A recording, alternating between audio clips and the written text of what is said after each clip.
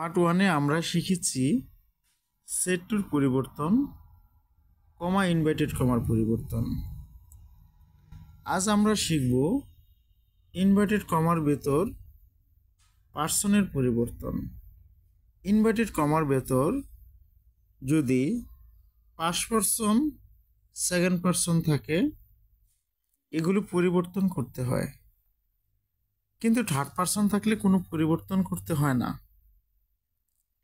Inverted কমার ভেতর first person থাকলে রিপিটিং ভার্বের সাবজেক্ট অনুযায়ী ফার্স্ট পারসন পরিবর্তন করতে হয়।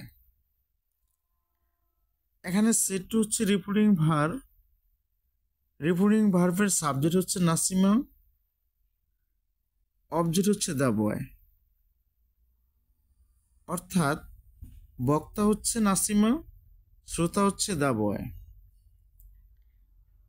নিয়ম অনুযায়ী আই যেহেতু ফার্স্ট পারসন, ন্যারেশনে ফার্স্ট পারসন পরিবর্তন হয় রিপিটিং ভার্বের সাবজেক্ট অর্থাৎ বক্তা অনুযায়ী। নাসিমা একজন নারী,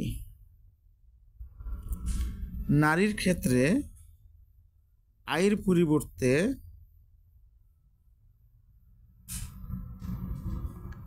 পরিবর্তে সি বসাতে হয়, তাই এখানে আমরা আয়ের পরিবর্তে সি বসাবো। আর যদি এখানে কোনো পুরুষ থাকতো, নাসিমার জায়গায় যদি নাসিম থাকতো, অর্থাৎ কোনো পুরুষ বোঝাতো, আয়ের পরিবর্তে আমরা হি বসাতাম। কারণ পুরুষের ক্ষেত্রে আই থাকলে হি বসে।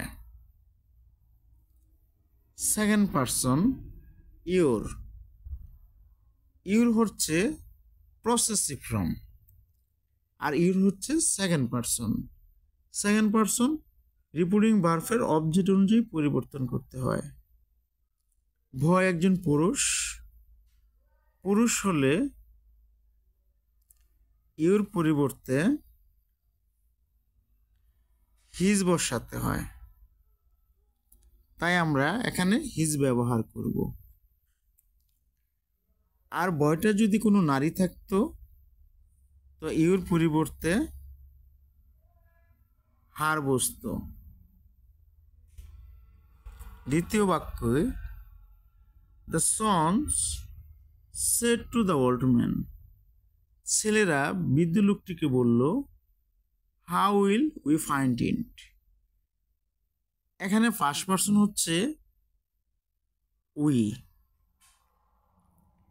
নিয়ম অনুযায়ী ফার্স্ট পারসন পরিবর্তন করতে হবে রিপিটিং ভার্বের সাবজেক্ট অনুযায়ী।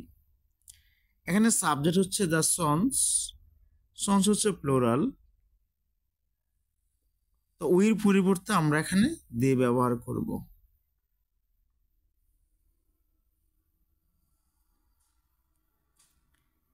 তৃতীয় বাক্যে আই সেড টু হিম, এখানে আই হচ্ছে রিপিটিং ভার্বের সাবজেক্ট, হিম হচ্ছে রিপিটিং ভার্বের অবজেক্ট। ইনভার্টেড কমার ভেতর আই হচ্ছে ফার্স্ট পারসন, আই পরিবর্তন হবে রিপিটিং ভার্বের সাবজেক্ট আই অনুযায়ী। এখন আই অনুযায়ী পরিবর্তন হলে আয়ের কোনো পরিবর্তন হবে না।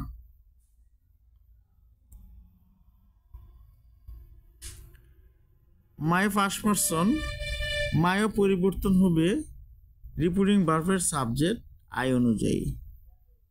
আর মাই যেহেতু প্রসেসিভ ফর্ম, আয়ের প্রসেসিভ ফর্ম মাই, তাই মাই কোনো পরিবর্তন হবে না। আজ এই পর্যন্তই, সবাই ভালো থেকো। আসসালামু আলাইকুম।